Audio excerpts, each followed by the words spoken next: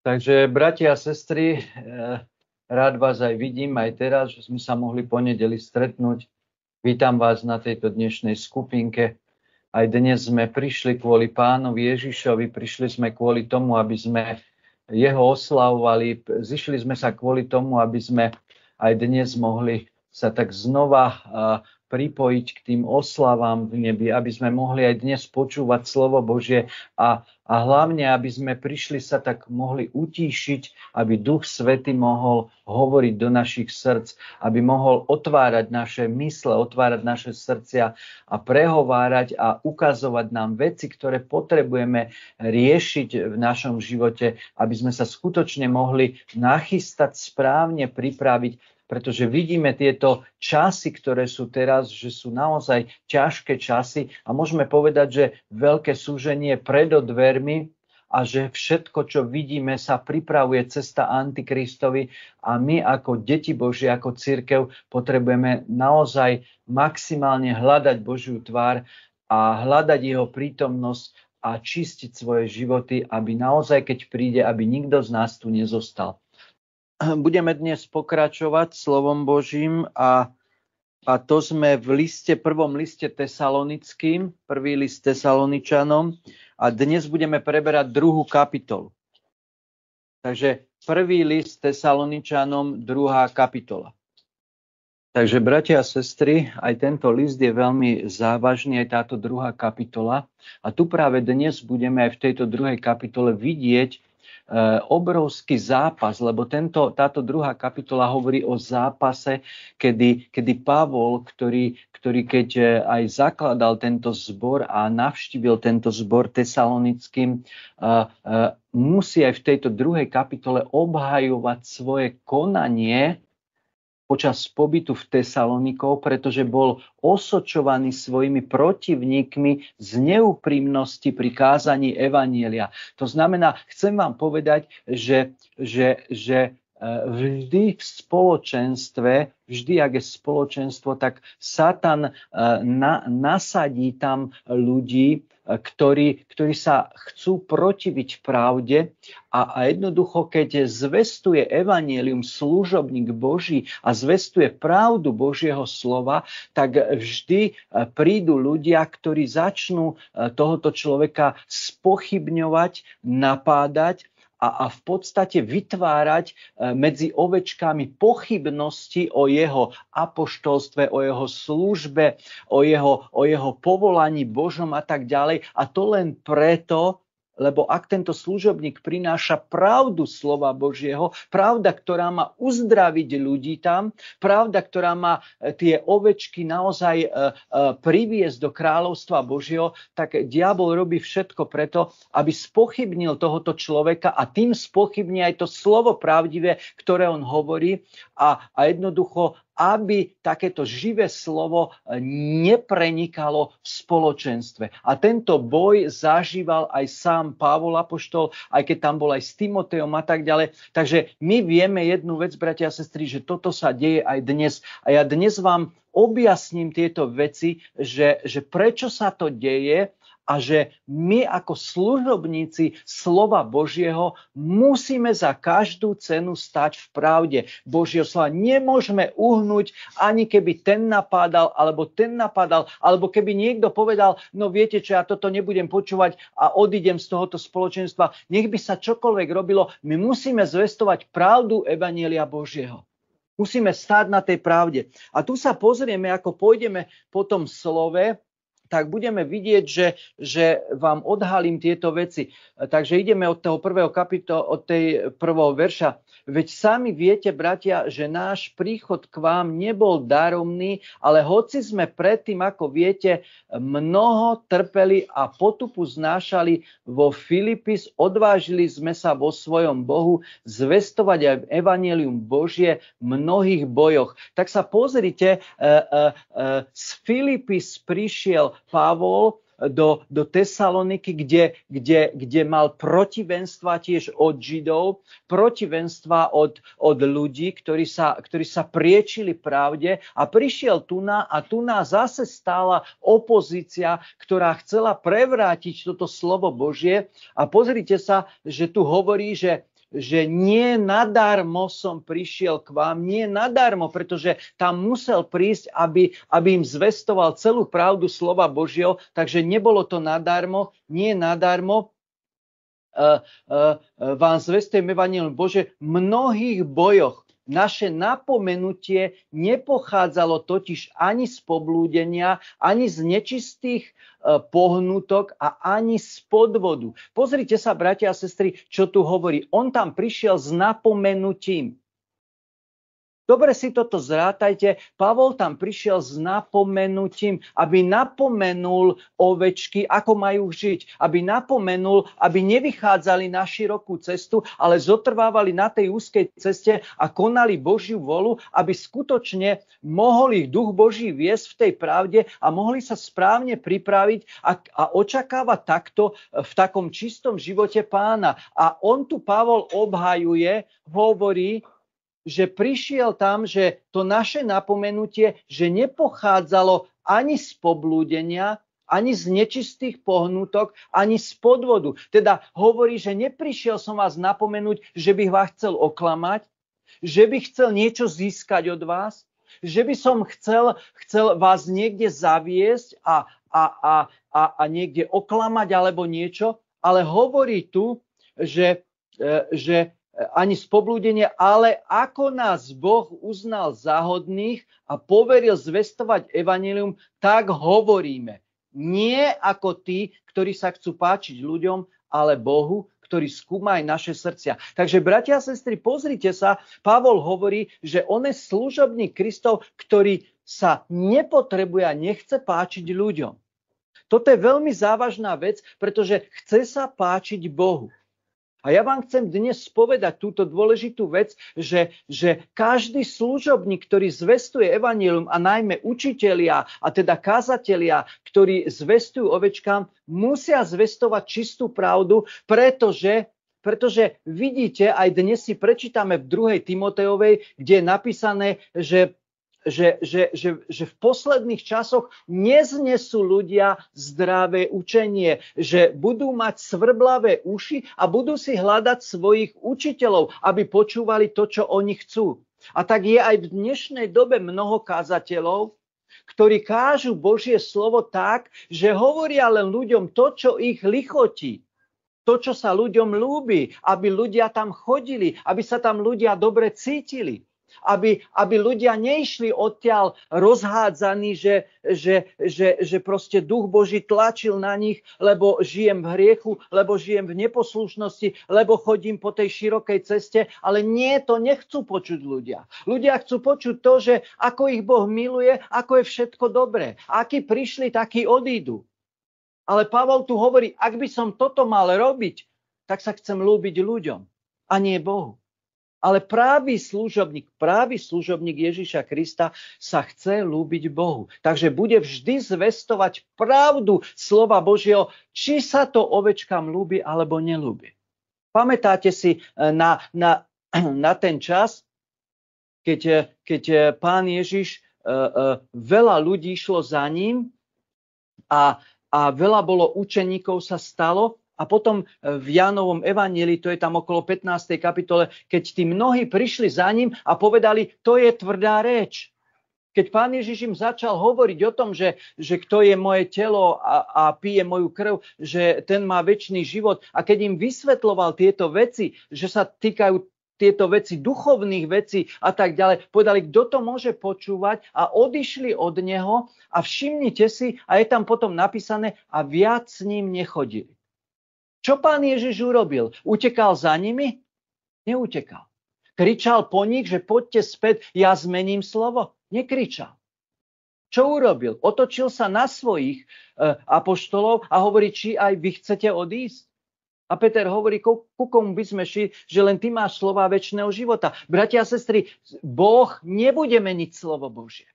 Boh nebude meniť latku svetosti a latku úzkej cesty. Nikdy ho nebude meniť. Pán Ježiš povedal, že dokedy svet svetom bude, že nevypadne ani čiaročka, ani písmenko z jeho slova. A dokonca hovorí, že ja vás ani nesúdim, ale to slovo vás ten deň bude súdiť. To znamená, chcem vám povedať, že právý skutočný služobník Boží bude skutočne hovoriť pravdu a bude napomínať Boží ľud a bude Boží ľud vovádzať do čistého evanjelia, to znamená, aby ľudia spoznali tú úzkú cestu, aby ľudia spoznali Božiu svetosť, a ktorú svetosť aj vyžaduje Boh od človeka. Nie preto, aby či sa to tej sestre alebo tomu bratovi páči. Nie, či ten hundre na to, alebo ten už nepríde tu do tohoto zboru, alebo do tamtoho zboru, nepríde preto, lebo ten kazateľ toto povedal a jemu sa to nelúbilo a bolo to dosť tvrdé. Nie. Ak je služobník Boží, bude stáť na Božom slove.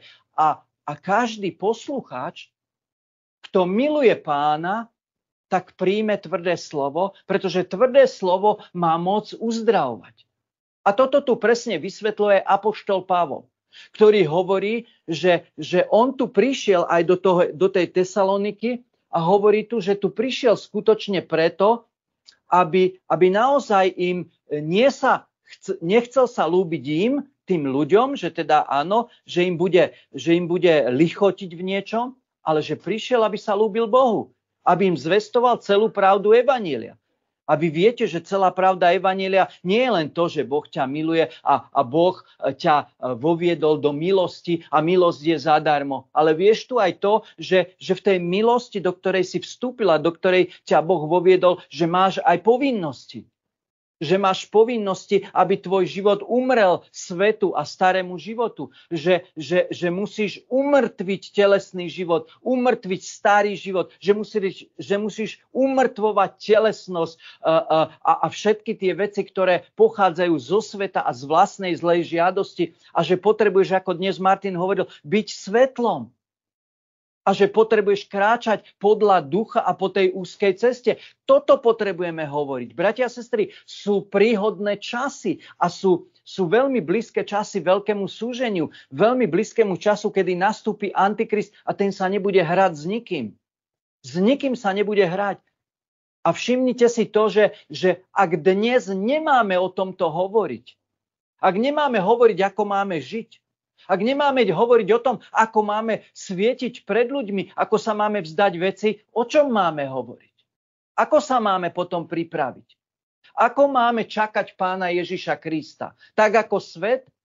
Že Pán príde a nás nájde sedieť so svetom medzi posmievačmi? Alebo s tým, že naháňame peniaze, svetské veci, že sme pri mamone, alebo že sme v nemorálnostiach, alebo ja neviem v čom všetkom, sme v klamstvách, v nečestnosti a ja neviem v čom? Takto by ste chceli, aby nás našiel Pán Ježiš? No to tu veľa ľudí potom ostane. A chcem vám povedať, že toto slovo nás dnes vyučuje a veľmi mocne vovádza do toho, aby ste porozumeli tomu, že aj tí, ktorí kážu Božie slovo, a tí, ktorí majú zvestovať evanjelium, že majú veľkú zodpovednosť, aby hovorili všetko a oznámili všetko, čo im Pán dal na srdce, a to je preto, aby Boží ľud bol uzdravený.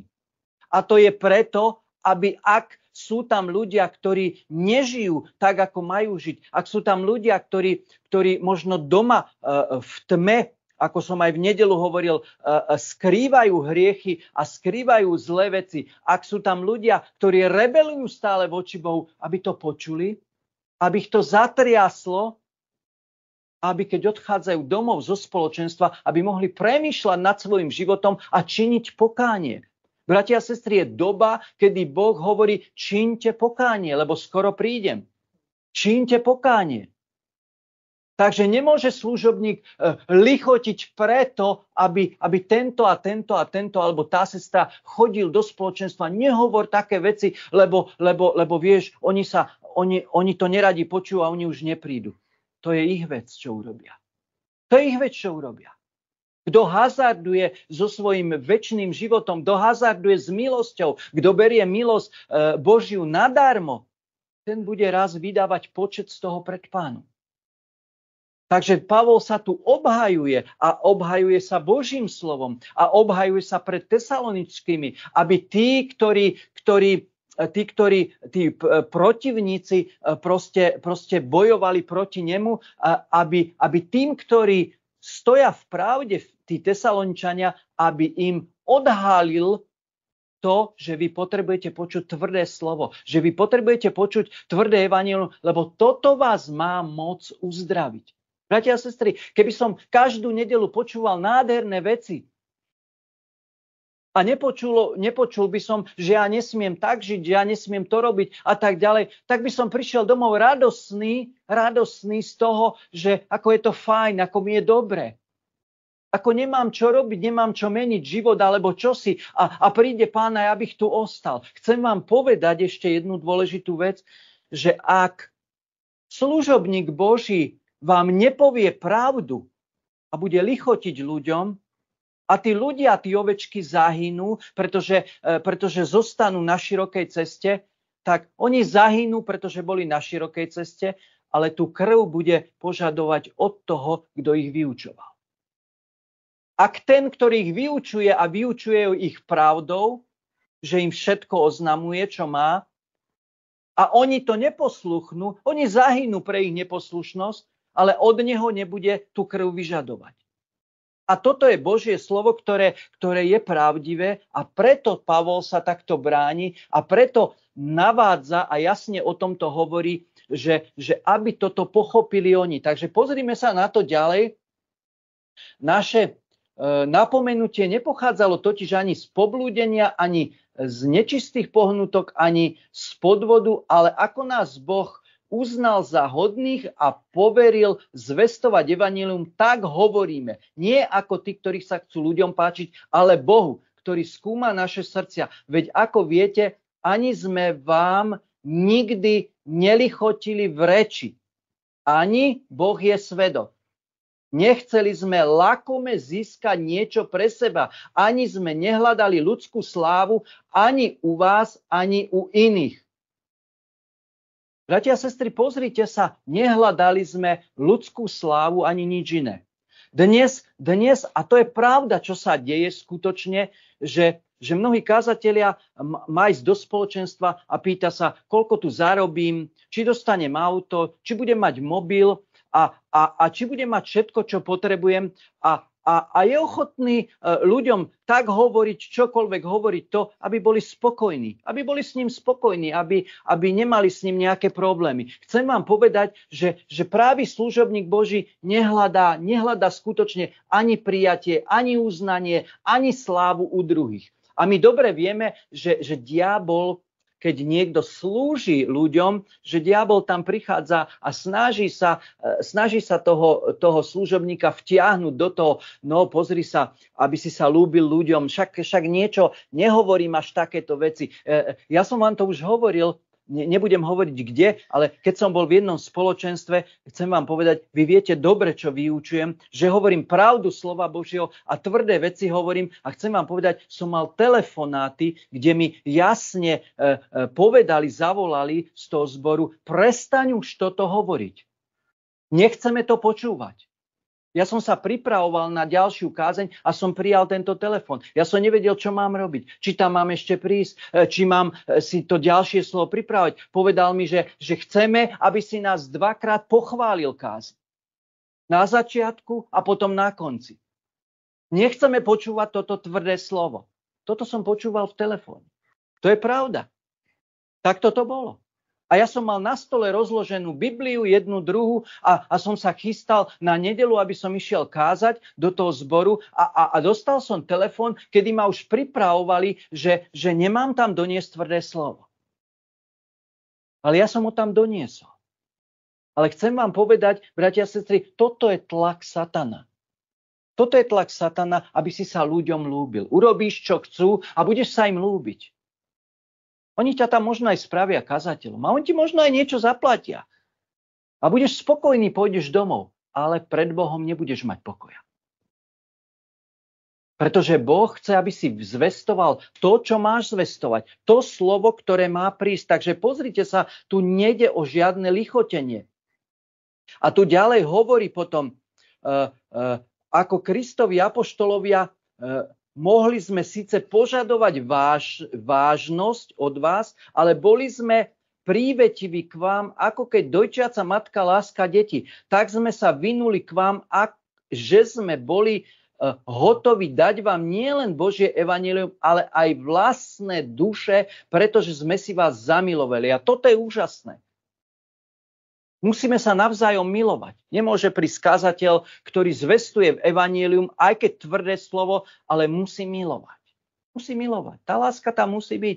A viete, prečo sa zvestuje tvrdé slovo? Presne vám to poviem. Keď sa pozriete do listu Židom 12. kapitoly, tam si nájdete, že Boh, ktorých miluje, prísno ich vychováva. A švíha každého, koho prijíma za syna.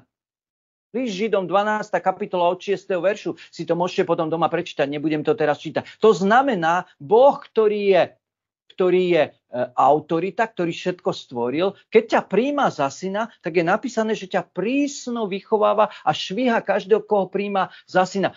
Takúto výchovu, bratia a sestry, musí mať aj otec rodiny k deťom, že ich prísno vychováva a švíha, aby neboli odsúdení so svetom.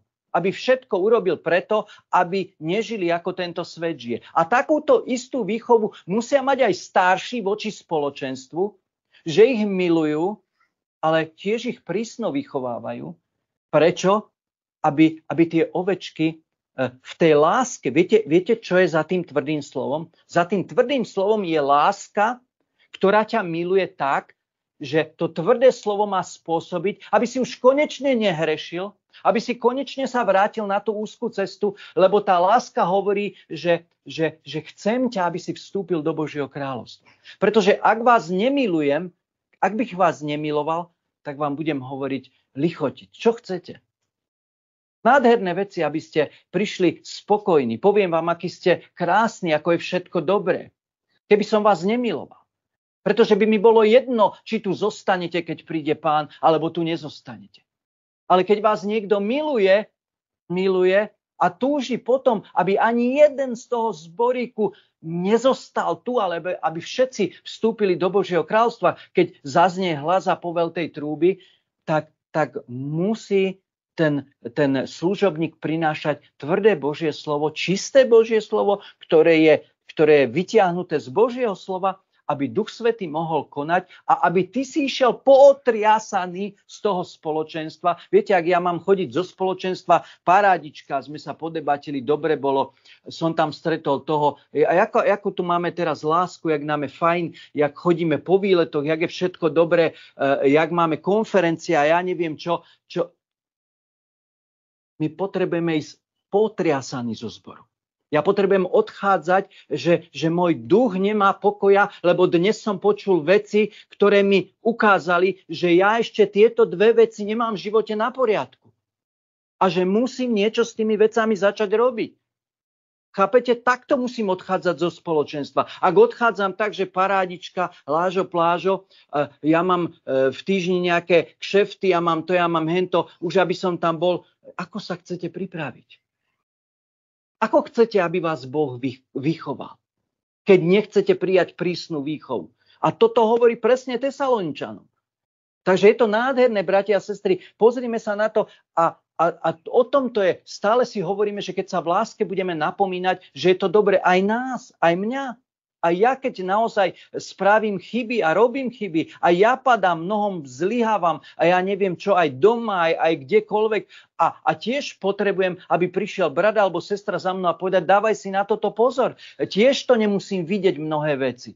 A my sa máme navzájom napomínať, navzájom si hovoriť tieto veci. Nie, že sa bojím alebo hanbím, ale ak ho miluješ, tak mu to povieš.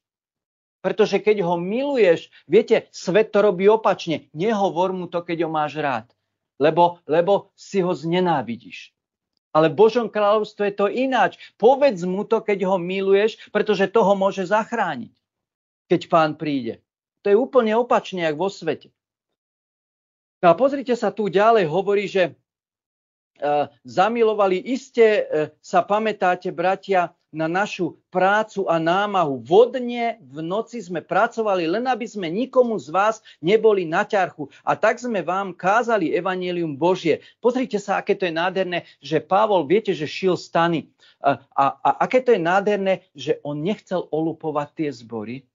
On nechcel, aby si mysleli, že priniesol som im tu evanjelium a teraz dobre ma pohostia, budem tu jesť, ešte mi dajú niečo a tak. Ale on bol toho, aby to nebolo týmto dotkle, aby nemohli tí protivníci, nemali proti nemu na neho nič, tak on šil vodne v noci a pracoval len preto, aby niečo zarobil, aby aj tí, čo sú s ním, aby mali aj oni, aby si mohli kúpiť jesť a aby mohli si kúpiť možno ošatenie, ale aby mali voľný prístup k tým Tesaloničanom a mohli im zvestovať to evanjelium. Aké toto je úžasné.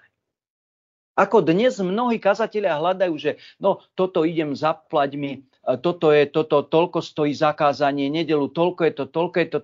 Ja som není proti veciam, že niekto cestuje, že sa mu to zaplatí alebo čo, ale ak hľadá Boží služobník, že ide pracovať kvôli peniazom, niečo tu není zdravé. Niečo tu není zdravé, bratia a sestry. Niečo tu nesedí. Ak tam nejdem, pretože ich milujem, aby som ich zachránil a priniesol im Božie posolstvo a možno len jeden ten človek z toho zboru príjme to posolstvo a zmení ho život, alebo aspoň tá jedna ovečka bude zachránená.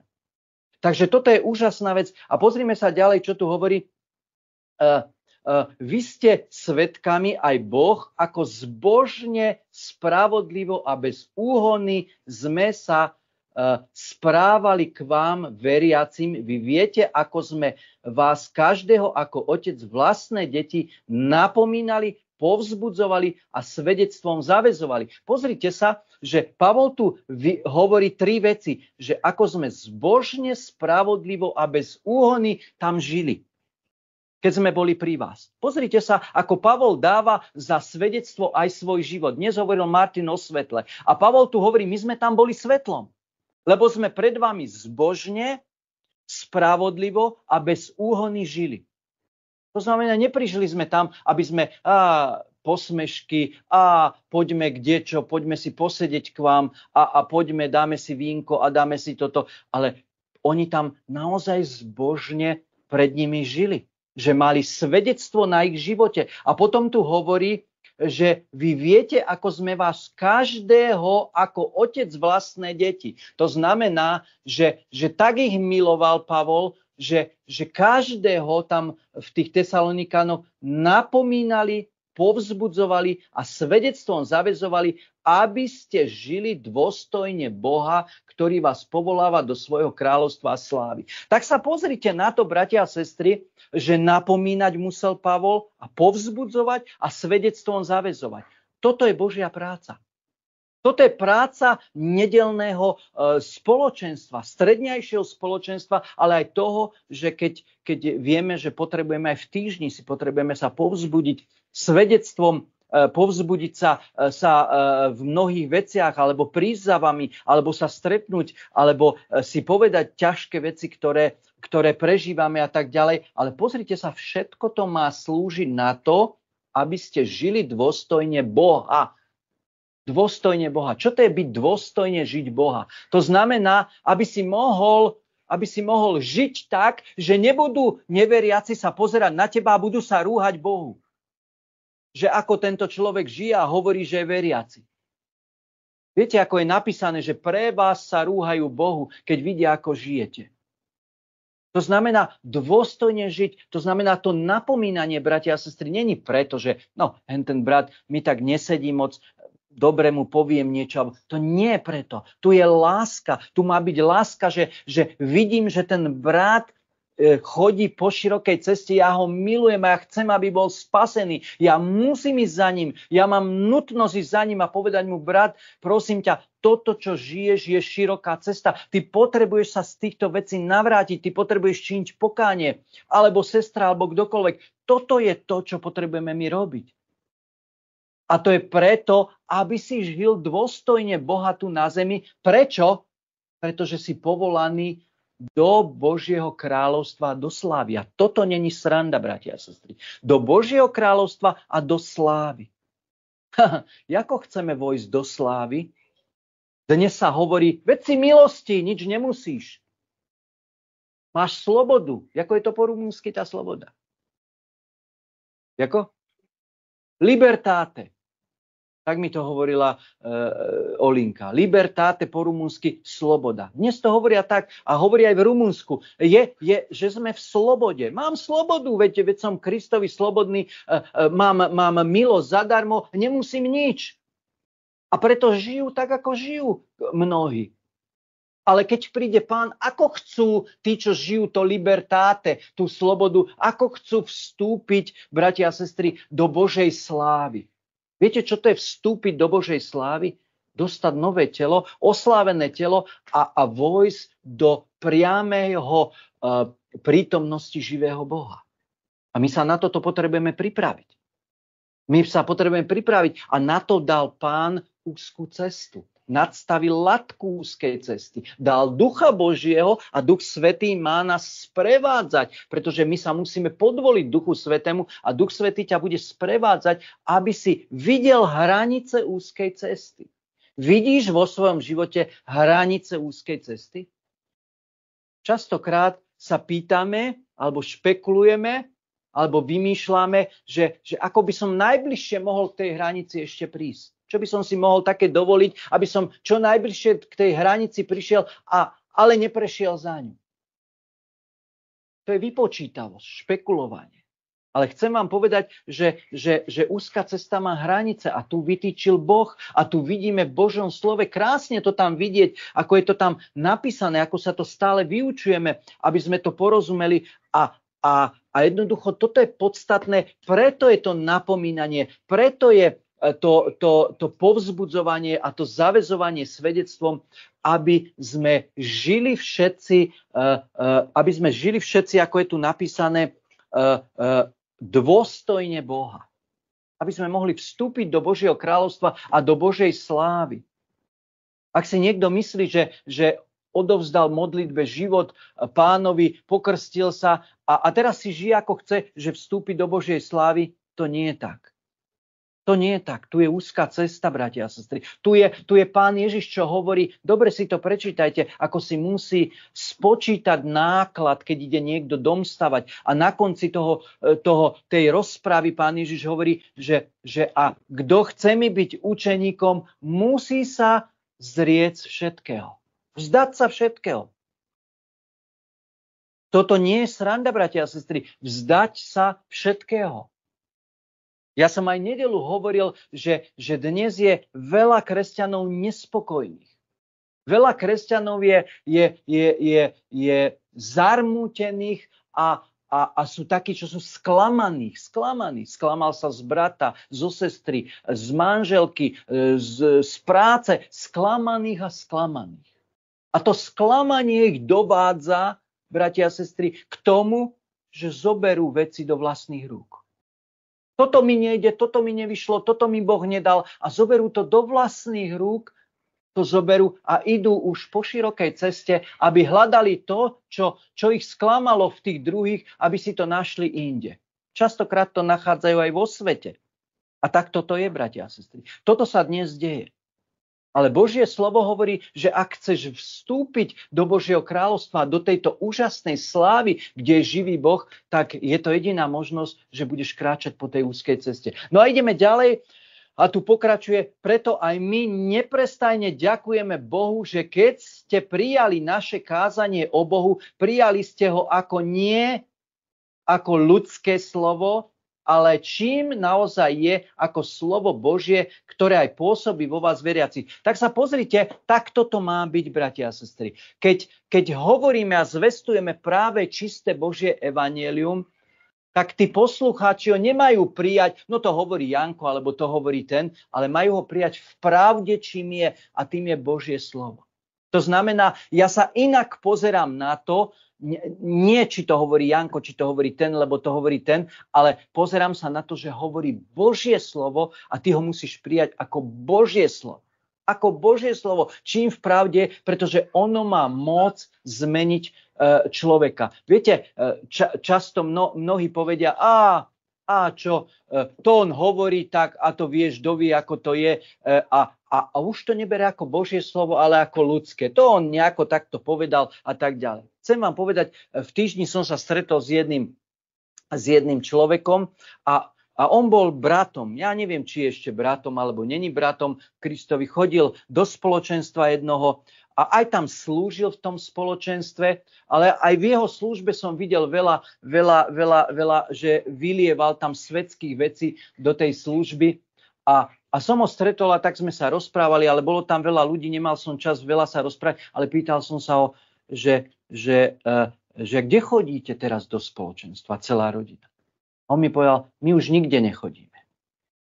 My už nechodíme nikde, mi povedal. A tak som sa nemal kedy ešte vyzvedieť viac, že čo sa stalo, pretože tam bolo veľa ľudí a museli sme byť ticho, lebo sme mali počúvať. Ale chcem vám povedať, že už ho to netrápilo. Už som videl na ňom, na jeho výzore som videl, že už nerieši úzkú cestu. Už nerieši úzkú cestu. To už bolo vidieť na všetkom, na správaní, že proste už je niekde inde. Vidíte, že to není jednoduché. Ja si pamätám, ako ten brat prišiel raz po kázni za mnou a hovorí, to, čo si hovoril, mne sa to nezdá, vieš, že musíme všetko zachovávať zo slova Božieho. Ja si vyberám len to, čo hovoril Pán Ježiš. To, čo hovorili apoštolovia, to nechcem zachovávať. To si pamätám, ako mi to povedal. A teraz hovorí, oni už nemajú spoločenstvo. Toto nie sú srandovné veci, bratia a sestry. A pozrite sa, tu hovorí Pavol, že som vďačný, že ste prijali to slovo nie ako obyčajné, ale čím v pravde je, že to je Božie slovo. Ak nebudete prijímať toto slovo, ktoré počúvate, ktoré vám hovoríme ako Božie slovo, ale ako to povedal Janko, to povedal Martin, lebo ak to nepríjmete ako Božie, nebude vás to meniť. Nepôjde to do srdca. Príjmeš to len tak, že niečo tu povedal, ale ja som zameraný na toto a hotovo. Bratia a sestry, tu slovo Božie má ohromnú hĺbku. A ja vám hovorím, že toto potrebujeme počuť pre uzdravenie. Preto, aby si sa nachystal, pripravil, čas je krátky. Čo potom? Budeš plakať? Budeš sa chytať za tvár, čo som to ja urobil, že som to nepočul, že som si toto nedal do poriadku. Čo tých 5 panien, keď prišlo a bolo zatvorené dvere, čo robili? Nepíše sa to. Plakali, hádzali sa o zem, kričali, Pane, otvor ty dvere. Čo robili? Čo robili potom? Nepomohol im pláč nič. Pán hovorí, nepoznám vás, odíďte odo mňa. Je to katastrofa najväčšia. A pokračujeme, aby sme to dokončili. Veď vy, bratia, ste napodobňovateľmi cirkevných zborov Božích, čo sú v Judsku, v Kristovi Ježišovi, lebo aj vy ste trpeli od vlastných rodákov. Takže vidíte, kto čisto kráča, bude mať utrpenie aj od vlastných. Čo tam tí od Židov, ktorí zabili aj Pána Ježiša a prorokov, aj nás prenasledujú. Ani Bohu nie sú milí a všetkým ľuďom sú odporní. Prekážajú nám zvestovať evanjelium pohanom, aby boli spasení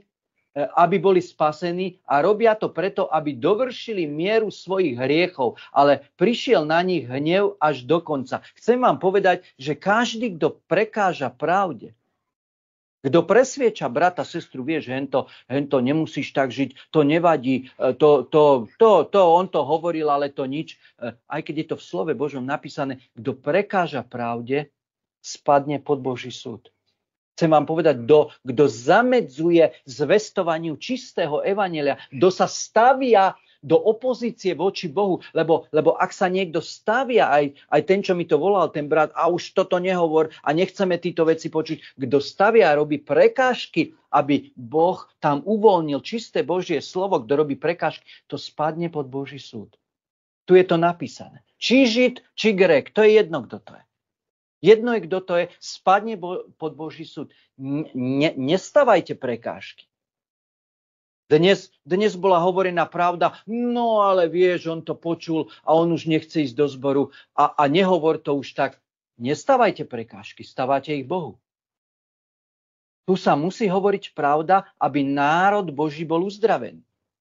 Aby tu bolo pozdvihnuté Božie slovo a oslávený Boh. Ako oslávime Boha, ak budeme si lichotiť? Oslavujeme seba, nie Pána. A na záver končíme, tuto dočítam poslednú. My však, bratia, keď sme na krátky čas aj osíreli, odlúčení od vás, pravda, len telesnenie srdcom, takže ich stále milovali, s túžbou tým vrúcnejšie sme sa usilovali vidieť vás opäť tvárou v tvár.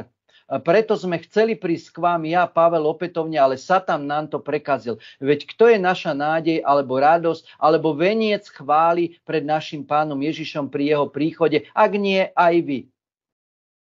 Lebo vy ste naša sláva i radosť. Bratia a sestry, pozrite sa, Satan to prekazil.